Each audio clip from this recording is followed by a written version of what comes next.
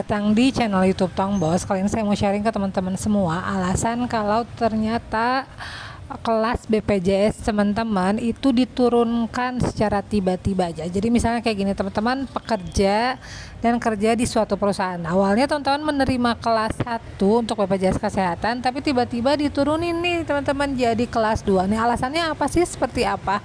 Nah, kalau misalnya teman-teman mengalami hal tersebut, teman-teman harus konfirmasi dulu ke HR ya, ke SDM ya, Biro SDM di perusahaan teman-teman. Konfirmasi apakah benar ternyata kelas BPJS teman-teman diturunkan. Nah, alasannya seperti apa? Yang paling logis alasannya adalah karena masalah gaji ya teman-teman. Jadi ini info dari BPJS sendiri dari Twitter, ini valid ya, karena akun BPJS kesehatannya centang biru.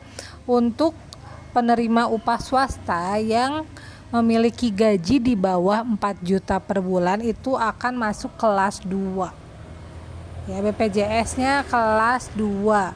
Kalau misalnya gajinya sudah di atas 4 juta per bulan itu memiliki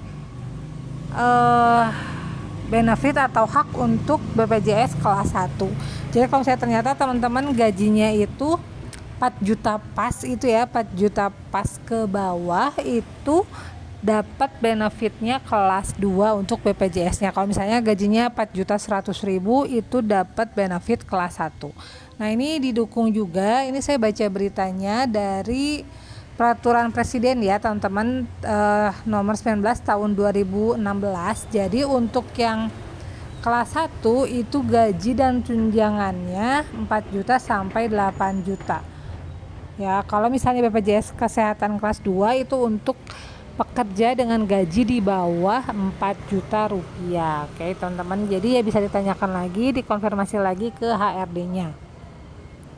Nah, gimana caranya untuk tahu statusnya? Teman-teman bisa masuk ke aplikasi Mobile JKN, lalu nanti teman-teman bisa klik di sini info peserta ya.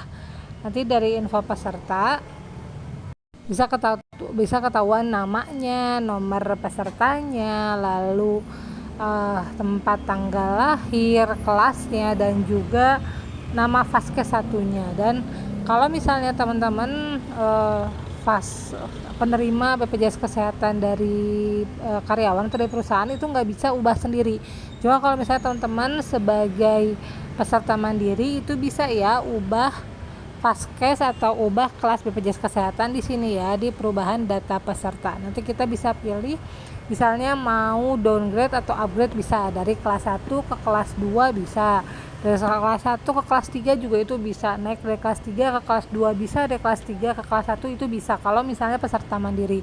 Cuma kalau teman-teman peserta penerima upah dari perusahaan itu nggak bisa ubah seenaknya dan harus koordinasi dengan HR atau Biro SDM di perusahaan teman-teman. Oke, itu aja infonya, semoga bermanfaat. Kalau teman-teman semua suka dan video, jangan lupa klik like, subscribe akun ini, dan kalau ada pertanyaan silahkan tanya di kolom komentar. Terima kasih.